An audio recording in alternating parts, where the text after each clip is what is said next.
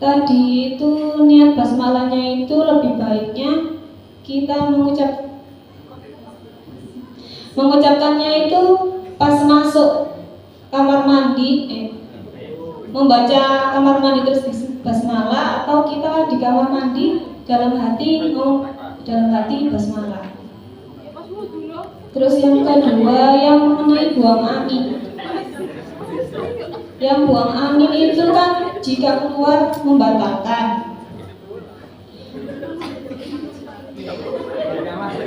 Jika keluar kan membatalkan Pak Ustadz.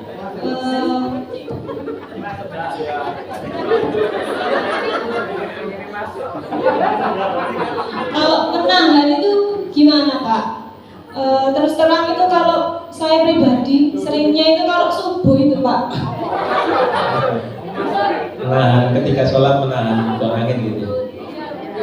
Habis niat jamaah ke masjid gitu ya Pak ya. Habis wudhu, terus itu mulus Pak.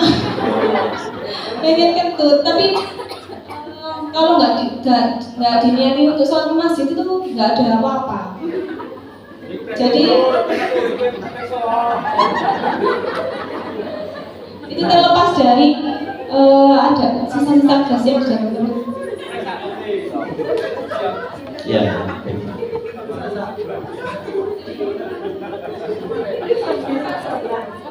Terus yang untuk baca arsir itu kayak misalnya kita jamaah Pak ya, terus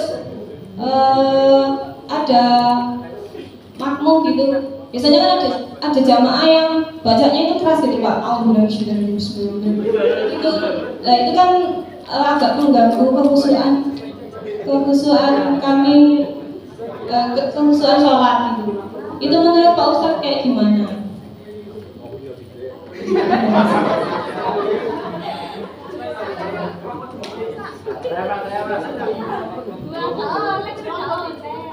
Perkenalkan, nama saya Astrid Dusudani. Saya dari kelompok Kiai Haji Mas Mansur. Ustadz, saya mau tanya, ini perihal tata cara berwudu. Kalau misalkan kita mau membasuh tangan kan Ustadz, terus baju kita kebetulan sulit untuk diwingkis. Terus posisi berwudu kita tuh dalam ruangan yang terbuka. Itu bagaimana Ustadz? Terus ketika kita membasuh kepala itu kan dari depan kepala ke belakang. Terus kan harusnya depan ke belakang terus kembali lagi kan.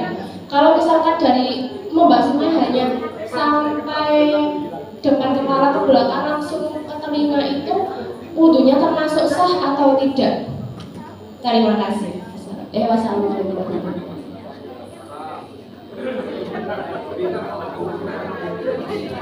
Assalamualaikum warahmatullahi wabarakatuh. Saya Mbak Rika dari kelompok Buya Hamka. Itu saya mau tanya, untuk sujud itu tangannya katanya Ustaz kan harus dilebarkan. Tapi saya itu kebiasaan dari dulu itu kan agak ke dalam. Soalnya pernah ujian TPQ di Petro itu kena remedi. Jadi kebiasaan saya sekarang itu tangannya ke dalam gini, nempel dada. Bagaimana itu, apa soalnya saya? Terima kasih. Assalamualaikum warahmatullahi wabarakatuh. Cukup ya ini. Baik, akan saya usahakan untuk menjawab satu persatu dari beberapa pertanyaan tadi. Itu pertanyaan yang pertama, hukum membaca basmalah di kamar mandi ya. Jadi ketika kita ke kamar mandi itu ada beberapa adab yang perlu kita perhatikan.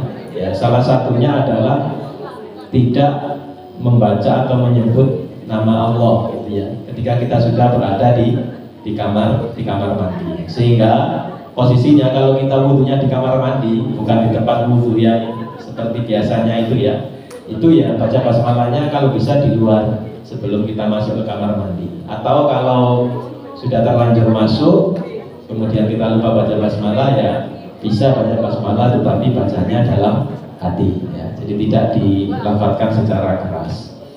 Lalu yang kedua, buang angin, menahan buang angin. Jadi kalau masih posisi ditahan ya, meskipun sudah kebelet tapi ditahan, itu belum batal wudunya ketika kita belum sholat, atau posisinya masih dalam sholat ya, masih dalam sholat. Mungkin yang ditahan tadi buang air besar ya.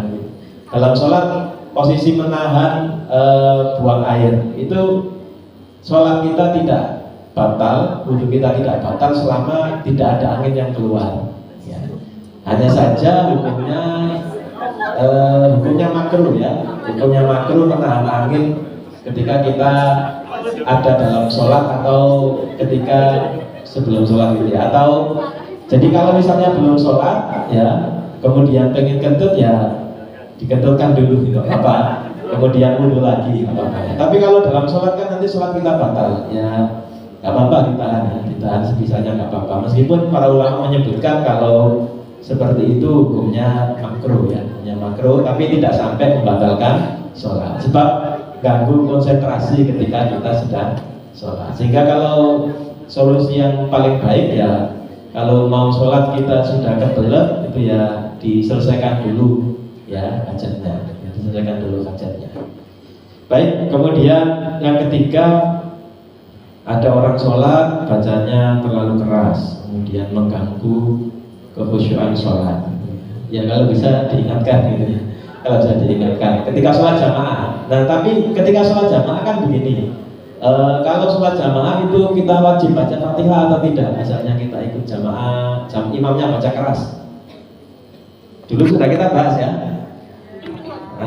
Karena ada khilaf, ada perbedaan pendapat, yang dipilih majelis tarjih itu tetap makmum tetap baca Al-Fatihah meskipun imamnya bacanya keras. Tapi bacanya itu ketika imam selesai baca Fatihah baru makmumnya baca Fatihah. Maka imam yang paham itu biasanya dia ngasih jeda gitu ya, ngasih jeda untuk para makmum supaya baca Fatihah dulu sebelum mulai baca sholat.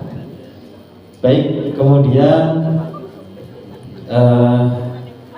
tata cara berwudu di dalam ruangan yang terbuka. Nah ini memang teknisnya ya harus harus disiasati sebisa mungkin supaya bisa basuh tangannya gitu ya, bisa terbasuh. Mungkin kalau yang teknisnya misalnya kalau dalam ruangan terbuka itu kalau bisa misalnya aurat kita itu kan tidak boleh terlihat oleh orang yang bukan mahram gitu ya. Nah kalau misalnya bisa disiasati, misalnya yang perempuan dulu ya, yang laki-laki nanti, nah itu kan bisa seperti itu ya. Jadi antri yang perempuan didulukan, kemudian yang laki-laki nanti kan bisa seperti itu teknisnya. Atau dimasukkan ke, kalau punya kerudung ya.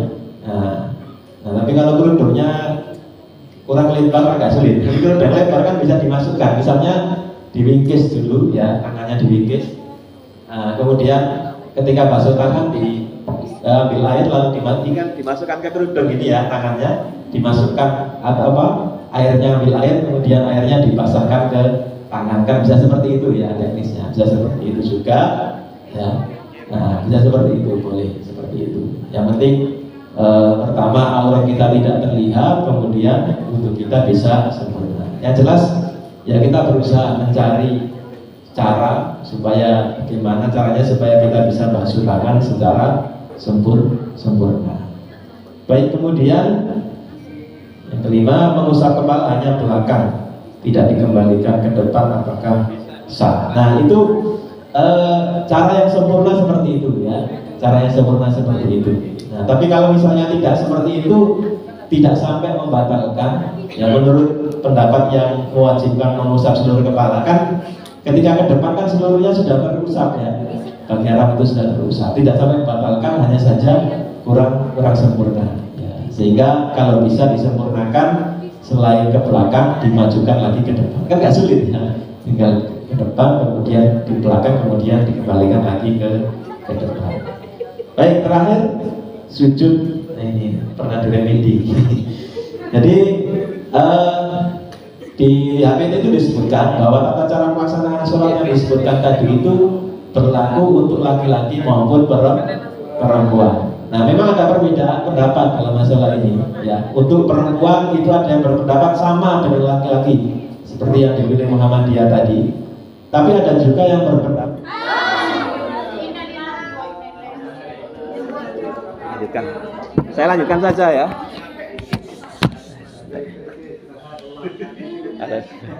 Baik. Iya, capek. Saya lanjutkan saja ya.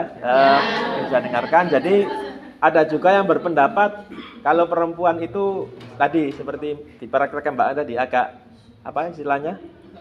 Iya, dimasukkan ke dalam tangannya. Nah, itu memang ada salah satu mazhab yang berpendapat seperti itu, tapi dasarnya itu bukan dari hadis, tapi hanya dari kemaslahatan. Supaya apa? Supaya tidak terlalu memperlihatkan bentuk tubuhnya gitu ya. Jadi agak dimepetkan seperti ini. Nah, itu salah satu pendapat. Sehingga kalau mau milih yang itu ya silakan. Tapi yang dipilih HPT sama, baik laki-laki maupun perempuan itu direnggangkan. Dan itu termasuk salah satu sunnah sholat ya. Ada perbedaan pendapat dalam masalah itu tidak masalah, tidak sampai membatalkan sholat. Mau yang merenggangkan atau yang memepetkan itu tidak sampai membatalkan sholat, hanya masalah sempurna atau tidaknya sholat yang dilakukan. Baik, cukup itu. Baik. Mungkin. Terima kasih.